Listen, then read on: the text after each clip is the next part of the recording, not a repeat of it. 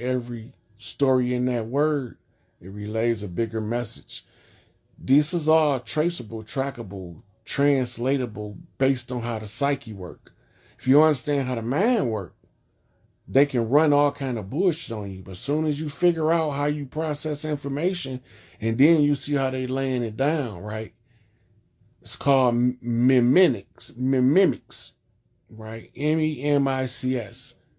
And what that does is give you what they call microbytes of data, information, but they cover it up with a bunch of information. So it's one page in the encyclopedia you need, but you have to go through all of these volumes, A through Z, pick the book you want, then you got to pull that book out, then you got to go through that book, get to the page. That's how you read the acronyms. They're doing this on purpose because they don't believe that when somebody come along and tell y'all what's going on, y'all going to have waking up to the point where you can see clearly what's going on in front of your face that they doing behind your back. They hide it in the open so that they can exempt themselves from any karmic debt to it because you agree to it when you accept it, when you go along to get along.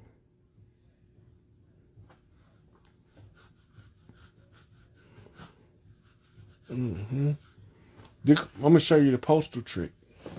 Y'all know the postal trick, right? The postal trick is to get you to get a mailbox that's not at the post office. They want you to put the mailbox on your house.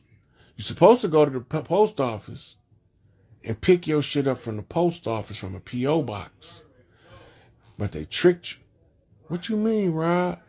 Because in their law, a postal zone, 10-mile perimeter around a post box, it's a postal zone jurisdictional area. Now, every post box gives them jurisdiction for 10 square miles. It's 5 of them on your street alone if it's 5 houses. So each one of them stretches out to give them such a radius of jurisdiction, and they all overlapping. And this is why they don't listen to your complaints about jurisdiction when you go in their court, because they don't want to tell you how you gave them jurisdiction. Because once they tell you, look, you got a mailbox on your house, which gives us Postmaster General jurisdiction. Postmaster General then allocates it to the Justice Department, who allocates it to the U.S. Marshal, who allocates it to the state police, who allocates it to the county sheriff, who allocates it to the city police officer, who allocates it to the beat cop.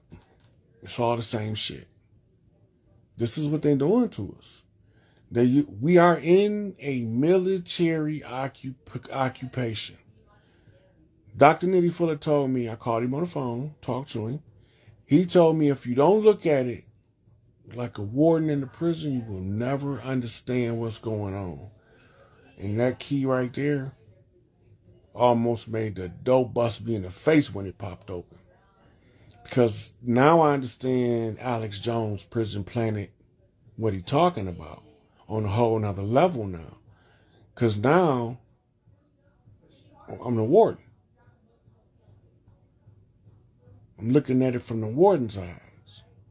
The warden knows everything going on in the prison, even if you don't act on it.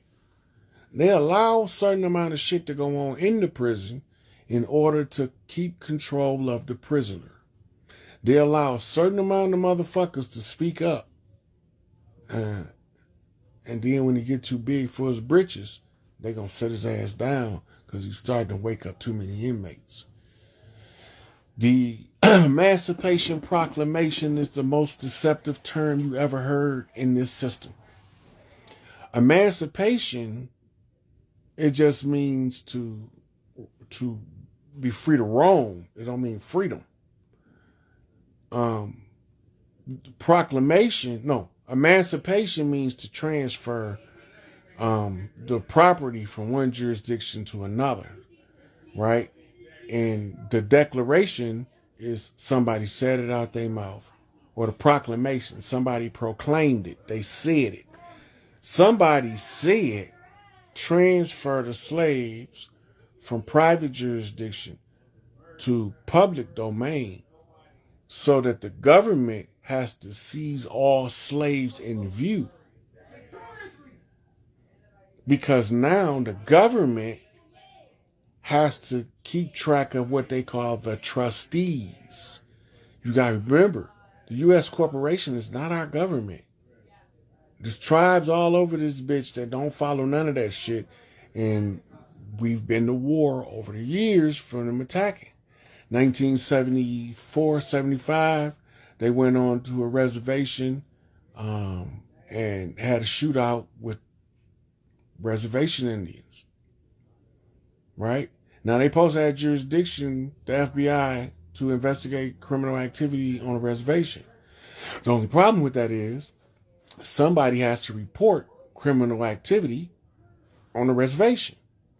The problem with that is the people on the reservation don't fuck with you people like that. Who reporting the crime? It's an infiltrator in the house. That's how you know. The infiltrators at every level. The police are not supposed to respond to a crime unless they directly witness it or they are called, and the person calling is either the victim or the person who directly witnessed it, who's making a citizen's arrest. The police is not supposed to make the first arrest. The citizen that's making the complaint is, but they tricked you because the police is a slave-catching force. All they need you to do is identify the slave that's belligerent to the meritorious manumission. Look that up. Meritorious manumission. Can somebody write that so I can pin it? Meritorious manumission, because that's the kind of slave that we classify under the jurisdiction of nationalism. Meritorious manumission slaves. Right? So, under meritorious manumission, we receive our trustee status to roam the plantation. Right? And they benefit from it through a system of taxation. In other words, they're charging us without a crime. They charging you tax. But they told you there is no taxation without representation. No taxation. Damn, I pinned that motherfucker will stay. Okay, there we go. Meritorious manumission. This is the category of slave that mean that they the slave that can leave Mr. Charlie plantation and go to Mr. Shackelford plantation and won't nobody bother them in their transit. If somebody stop them, they got something that they call a free papers. We call it today identification. Driver's license, state ID, school ID, right? Social security card, which is more of your banking information than it is your status information. When you get a nationality card, in the back of that motherfucker say you're a U.S. citizen. You can only be a U.S. citizen as if you're a straw man, period. I don't give a fuck who you is. Because in order to be a citizen, you have to be tied to something called a nation or a national. The national can be a ship, but you got to have a flag. All nations, under the law of nations, have to have a flag. And that's why I told y'all, it's a white flag out here on one of these buildings, and I got to find that motherfucker. So if y'all see it, it's on a state building, it could be a prison, but it's hidden in plain sight. It's a white flag where the U.S. flag should be. And there's probably a POW MIA flag with it. If there is a U.S. flag, it's going to be under it because they surrendered. We got to find this motherfucker. I don't know where it's at. Because under the law of the flag, we know we took over the Vatican. We know we took over Buckingham Palace. We know we took over military-industrial complex.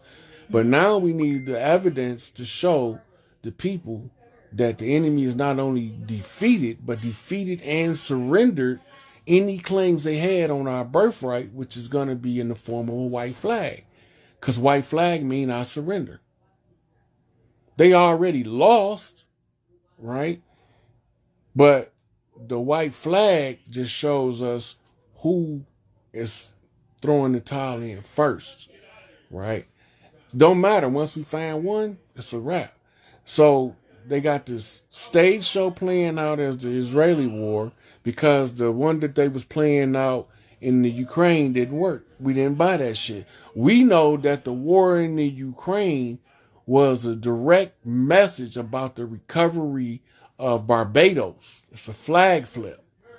The whole war in the Ukraine was all about Barbados reasserting their sovereign rights on the land and ousting the crown.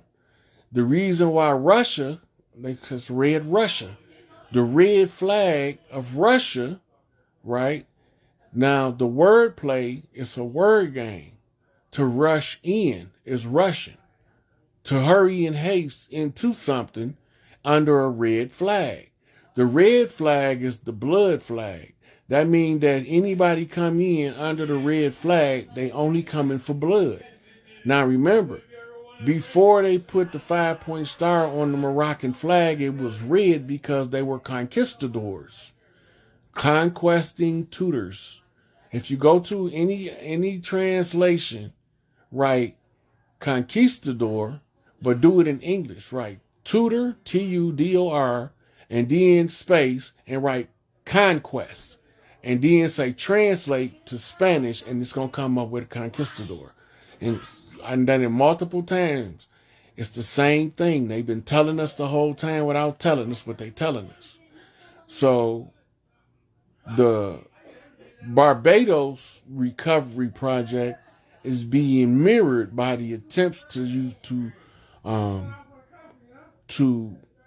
thwart the Russian invasion of the Ukraine, which is actually talking about the temple is set, and the red floor is represented of the red flag. The checkerboard floor is called Queensland. That's the chessboard. The red and black checkers, that's the land of flying kings. That's the checkerboard, right? So the ones that was on the checkerboard jumped on the chessboard, got their ass handed to them, fucking with all the queen's men. And all of the queen's men are just mama's boys. They just don't want you fucking with their mama and their sisters. That's all. And you could come have fun in Queensland all you want to, right? But that's an Aussie knot. Australia is called the Queensland because it's shaped like I can't remember Anzingha tribe, but they had a stool. So a lot of tribes use the stool. It's shaped just like Australia. Australia's on top of the world, not the bottom, because that's how they got us disoriented, changing the orientation of the poles, north to south. The pole flip is psychological more than it is physical. Before it was physical because we didn't understand the psychology. All we had to do was have Nibiru reroute the orbit. The changing of the orbit, which is also the changing of the trajectory, which alters also your time dynamic. So this keeps the crust from flipping. But back in January, the core, you can look this up, I think it was January 6th. The core of the Earth stopped for 3 days. And then it resumed back in the opposite direction. And they said that the son of man was in the belly of the earth for 3 days. And then he rose. Rose is a play on words. It means to raise up, but it also means the flower, the rose, the rebirth, born again, right? The symbol of the rose. And every rose got its thorns. And it's a hand with a fisted glove, and the eagle fly with the dove, right? And if you can't stand the one you with, you better love the one you got, goddammit. So the process that they used on us, being exposed to people so they could see it for themselves, changes the dynamic because it doesn't work. No hypnotized person knows he is hypnotized while he's under hypnosis. Think about that. Nope. This is a Roy Masters, Reverend Roy Masters, master hypnotist, telling us this. While you under hypnosis and you acting like a chicken and you clucking around on stage, You are not aware that you under hypnosis clucking around on stage like a fucking chicken because you hypnotized. You have suspended the use or allowed to be rendered suspended the use of the conscious mind. When the conscious mind is not being active, the subconscious mind becomes putty in the hands of what they call the operator, right? Which is really a Dianetics term. The hypnotist is the academic Western science term, but the hypnotist is the operator. The operator is the one who took over the controls. So you being hacked on purpose because you want to be hacked to change your behavior because somebody put a bad program in to begin with. So you have to reprogram yourself. All of this stuff is part of a well-drafted plan of sociology. They were some educated motherfuckers that refuse to allow us to get an education and think that they're going to out-educate us by keeping us ignorant and keep giving them education. Then they blocked all of the institutions with the very same people that they had in bondage and servitude as they slaves when they came. And in order for them to be free, in order for us to be free, we have to free the slaves they brought with them when they came, right? We all mad at the pale face. I wasn't never been too happy with the motherfuckers either. But I don't want to kill the innocent motherfucker. I don't want to behead the innocent motherfucker. I don't want to behead the one who robbed the bank because the dirty motherfucker had his wife and kids at gunpoint at his house and told him he don't come back with the loot, that he gonna kill his family. I don't want to kill him. He's not the enemy to me. He's under duress. The motherfucker that sent him to rob the bank, that's the motherfucker that I want. I want him because he the one doing all of the real dirt. Your satanic Jew, your Moorish Zionist Jew, your fake Jews, we ain't even talking about them because they the fall guy. They the ones supposed to take all of our wrath and vengeance. But we gonna have the same motherfucker put us in the condition standing next to us talking about kill Whitey and he the goddamn white man. And that's the part that pisses me off so bad because when I had an enemy I can identify off looks, that shit was easy. But now I gotta realize that the enemy, it ain't how he look, it's how he move. It's his patterns. It's his modus operandi. I used to always wonder, man, why they keep bringing this up to I study forensic profiling. And under forensic profiling, 90% of criminals never change their MO. They change their geography. They change their motive. They'll change certain stuff about their criminal behavior, but the modus operandi, method of operation, the way they do shit is still going to be the same. And this is how they catch you in profiling. This is how you could have a cold case, 10 years old. People been working on this motherfucker for 10 straight years, bring in a profiler, and he solved that motherfucker in 90 days or less. Because the MO of the criminal don't change. Follow the MO. All right? Once you see the MO, this first thing that you do with in profiling, if you know a MO, it's like, for instance, if a Cali nigga come to Pontiac and do some dirt, and I'm listening, and they saying how it went down, I know that's a Cali nigga over here. Who got somebody came in from Cali? Oh, well, his people did that shit. You better go talk to him, right? But now, let's say that a Florida nigga come. His MO ain't gonna be the same as a Cali nigga. He not gonna have what you call a cultural influence to the dynamic of his moves. But now, let's say they both from tribes, just different tribes. When they move, how they move, I know what tribe they from. Because certain tribes got a certain way that they done stuff so long, it's part of genetic makeup now. It's part of the DNA. Your genetic memory has kicked in, and now you trying to tribe up. Like Big Tookie was trying to tribe up. He trying to wake his clan up. Right? We wasn't expecting him to wake two tribes up, but it's a side effect. If you wake these Crips up, these Bloods gonna wake up. If you wake these Crips up, Tukey, these Bloods are gonna wake up. Warring tribes.